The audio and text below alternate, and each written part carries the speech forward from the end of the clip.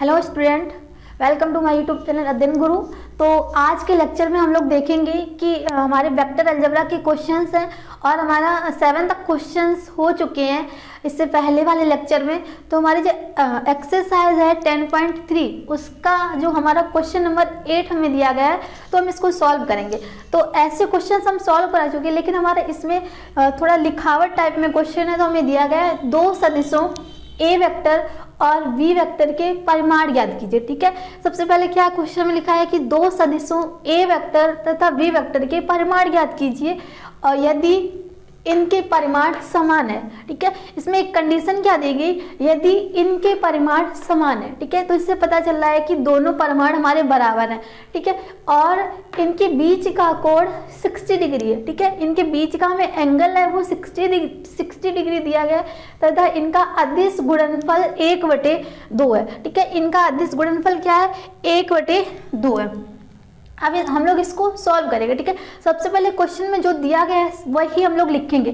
क्या दिया गया है, सॉल्व करने पर हम लोग देखेंगे कि ए वेक्टर और वी वेक्टर के परिमाण ज्ञात कीजिए और हमें कंडीशन दी गई है। कंडीशन क्या है, इनके परिमाण समान है। तो जैसे कि ए वेक्टर का परिमाण बराबर वी वेक्टर का परिमाण, ये दिया गया है। ठीक है, ये हमें क्वेश्चन में दिया गया और इनके बीच का कोण क्या दिया गया, थीटा इज इक्वल टू हमें दिया गया 60 डिग्री।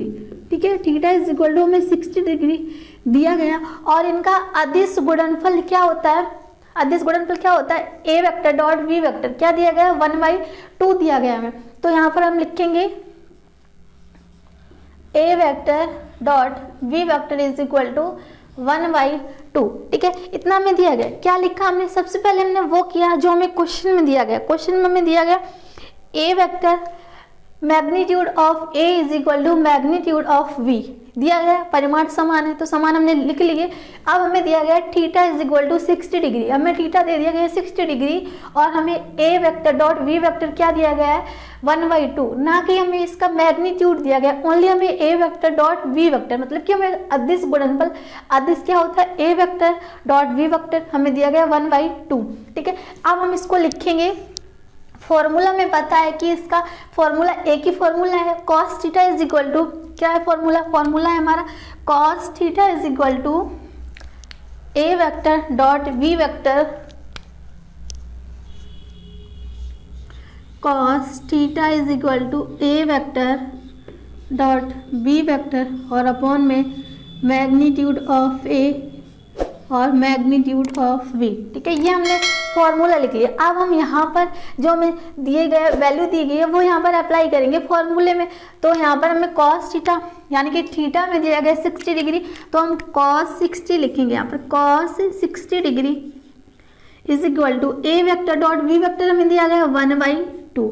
ठीक है, अपॉन में यहाँ पर हमें ए vector magnitude of A is equal to magnitude of B दिया गया। तो क्या हम बी मैग्नीट्यूड ऑफ बी की जगह मैग्नीट्यूड ऑफ ए लिख सकते हैं, क्यों नहीं लिख सकते, क्योंकि हमें इक्वल दिया गया है तो हम लिख सकते हैं। ठीक है, तो हमारा हो गया मैग्नीट्यूड ऑफ ए। ये हमारा सॉल्व होके cos 60 की वैल्यू होती है 1/2, तो यहाँ पर हो गया 1/2 मैग्नीट्यूड ऑफ ए का स्क्वायर। ठीक है, तो यहाँ से 2 से 2 कैंसिल हो जाएगा और मैग्नीट्यूड ऑफ ए का स्क्वायर इज इक्वल टू 1, तो magnitude of A is equal to हमारा 1 आ गया। ठीक है, magnitude of A is equal to 1 आ गया और हमें ए वेक्टर का परिमाण पूछा गया था और बी वेक्टर का परिमाण पूछा गया था। तो हमारा ए वेक्टर का तो परिमाण आ गया, अब हमें निकालना है वी वेक्टर का परिमाण। ठीक है, तो यहाँ में कंडीशन दी गई थी A vector is equal to A vector का magnitude is equal to V vector का मैग्नीट्यूड। ठीक है, तो हमारा ए वेक्टर का मैग्नीट्यूड यानी कि ए वेक्टर का परिमाण इज इक्वल टू 1 आया और बी वेक्टर का भी तो परिमाण हो जाएगा 1। तो यहाँ पर हम लिखेंगे, आगे सॉल्व हो जाएगा हमारा वी वेक्टर का परिमाण इज इक्वल टू 1, क्योंकि यहाँ पे पता है ए वेक्टर का परिमाण is equal to b vector का परिमाण इज इक्वल टू 1। ठीक है, तो हमारे दोनों का परिमाण 1 आएगा और हमारा आंसर होगा वो 1 हो जाएगा। ठीक है, दोनों का 1 हो जाएगा। तो नेक्स्ट हम क्वेश्चन देखेंगे। ठीक है, नेक्स्ट हमें क्वेश्चन दिया गया है क्वेश्चन नंबर 9 और क्वेश्चन नंबर 9 में देखते हैं क्या पूछा गया। तो हमें दिया गया है क्वेश्चन नंबर 9 में यदि एक मात्रक सदिश ए वेक्टर के लिए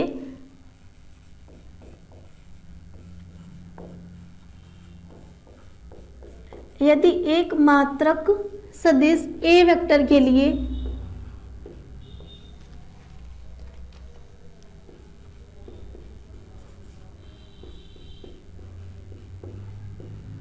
और आगे दिया गया है एक्स वेक्टर माइनस का ए वेक्टर, एक ब्रैकेट में माइनस में और एक ब्रैकेट में प्लस में, ठीक है। एक्स वेक्टर माइनस का A vector into X vector plus का A vector is equal to हमें दिया गया है 12 हो तो मैग्नीट्यूड ऑफ एक्स ज्ञात कीजिए। 12 हो तो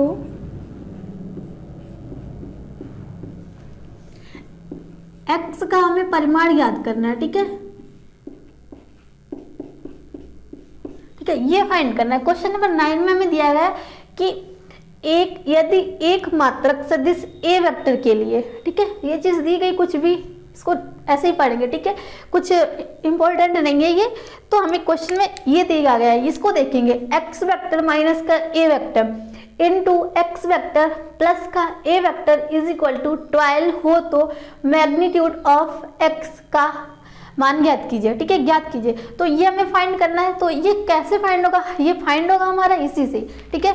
अगर हम ये लेके चलेंगे और इसको सॉल्व करेंगे तो हमारा आंसर आ जाएगा, ठीक है। तो इसी सबसे पहले इसी को उठाएंगे।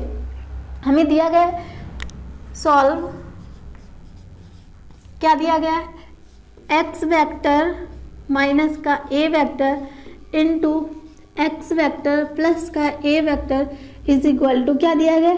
12 दिया गया, ठीक है। अब सारे क्वेश्चन में क्या है? मल्टीप्लाई करना है। मल्टीप्लाई करना आता है तो आराम से हो जाएगा, ठीक है। यहाँ पर एक्स वेक्टर का एक्स वेक्टर में मल्टीप्लाई करेंगे तो x vector dot X vector minus का एक्स वेक्टर का ए वेक्टर में मल्टीप्लाई तो A vector dot X vector, ठीक है। अब हम ए वेक्टर का एक्स वेक्टर में मल्टीप्लाई करेंगे तो x vector dot A vector plus का साइन ए वेक्टर का ए वेक्टर में मल्टीप्लाई करेंगे, लेकिन यहाँ पर प्लस का और इधर माइनस का है तो माइनस का हो जाएगा A vector dot A vector is equal to 12 हो गया, ठीक है। अब यहाँ पर भी प्रॉपर्टी अप्लाई हो जाएगी, A vector dot X vector is equal to X vector dot A vector, ये हमारा इक्वल है, ठीक है। अगर ये चीज़ लिखी है तो ये अप्लाई कर देंगे, अगर ये लिखा है तो ये अप्लाई कर देंगे, ठीक है। अब हमें कुछ भी अपने मन से अप्लाई कर लो तो हम लिखेंगे X vector dot X vector minus का A vector dot X vector और प्लस का यहाँ पर अप्लाई करेंगे A vector dot X vector और माइनस का A vector dot A vector is equal to 12, ठीक है। इतना दिया गया हमें। अब हम ये हमारा प्लस का है और ये हमारा माइनस का है तो ये हमारा हट जाएगा, ठीक है। ये वाला हमारा हट जाएगा तो हमारा बचेगा X vector dot X vector तो हो जाएगा का स्क्वायर, ठीक है। और A vector dot A vector क्या हो जाएगा? A vector dot A vector square is equal to 12। अब हमें जो हमने बोला था कि यहाँ पर इससे कोई मतलब नहीं है, अब इससे ही मतलब है, ठीक है। यहाँ पर दिया गया कि यदि एक मात्रक सदिश ए वेक्टर के लिए, तो मात्रक सदिश का मतलब है जो ए वेक्टर है, मैं ए वेक्टर इज इक्वल टू क्या है, यहाँ पर लिखेंगे साइड में ए वेक्टर इज इक्वल टू हमारा 1 है, ठीक है। इसका मतलब है कि ए वेक्टर इज इक्वल टू 1 और हमारा स्क्वायर है तो ए वेक्टर का मैग्नीट्यूड का स्क्वायर इज इक्वल टू 1, क्योंकि 1 का स्क्वायर करोगे तो 1 ही हो जाएगा। तो अब यहाँ पर ये अप्लाई करेंगे तो हमारा x का मैग्नीट्यूड का स्क्वायर और माइनस का 1 इज इक्वल टू 12, तो यहाँ पर हो गया इज इक्वल टू, यहाँ पर 1 इधर जाएगा तो 13 हो जाएगा और magnitude of x is equal to root का 13 हमारा आंसर आ रहा है। और यही हमें पूछा गया था, क्या पूछा गया था? मैग्नीट्यूड ऑफ x का मान याद कीजिए और magnitude of x is equal to हमारा रूट 13 आ गया, ठीक है। क्या किया हमने क्वेश्चन में? सबसे पहले हमने इसको मल्टीप्लाई किया और यहाँ पर ये वाली हमने प्रॉपर्टी अप्लाई कर दी, तो यहाँ पर ये वाली प्रॉपर्टी अप्लाई की तो हमारा इससे ये हट गया और हमारा x vector dot X vector is equal to इतना आया और A vector dot A vector is equal to ये आया इज इक्वल टू 12। और हमें पता है ये कंडीशन दी गई है यदि एक मात्रक सदिश ए वेक्टर के लिए, तो ए वेक्टर का मैग्नीट्यूड इज इक्वल टू 1, तो ए वेक्टर का मैग्नीट्यूड का स्क्वायर इज इक्वल टू 1 आ गया। तो यहाँ पर हमने अप्लाई कर दिया और यहाँ पर इसका इधर ले गए तो यहाँ पर 13 हो गया और magnitude of x is equal to हमारा क्या आया रूट का 13। ठीक है, अब हम नेक्स्ट क्वेश्चन देखेंगे। क्वेश्चन नंबर हमारा है नेक्स्ट, हमारा क्वेश्चन नंबर है 18। ठीक है, तो इसमें हमें क्या दिया गया है कि यदि शून्योत्तर सदिश ए वेक्टर का परिमाण ए है। ठीक है, क्या दिया गया है यदि शून्योत्तर सदिश ए वेक्टर का परिमाण ए दिया गया है। ठीक है, एक कंडीशन ये हो गई और लैम्डा एक शून्योत्तर अदिश है। ठीक है, तो लैम्डा ए वेक्टर का मात्रक सदिश है। ठीक है, ये हमें क्वेश्चन में पूछा गया और इसमें हमें ऑप्शन भी दिए गए, 4 ऑप्शन है हमारे। तो देखते हैं कौन सा आंसर करेक्ट होगा। तो लिखते हैं 4 ऑप्शन। पहला ऑप्शन में है lambda is equal to 1, second option में है lambda is equal to -1, lambda is equal to 1। Option number B है लैम्डा इज इक्वल टू -1 और ऑप्शन नंबर सी है lambda is equal to magnitude of ए और option number D हमारा है a is equal to 1 by lambda.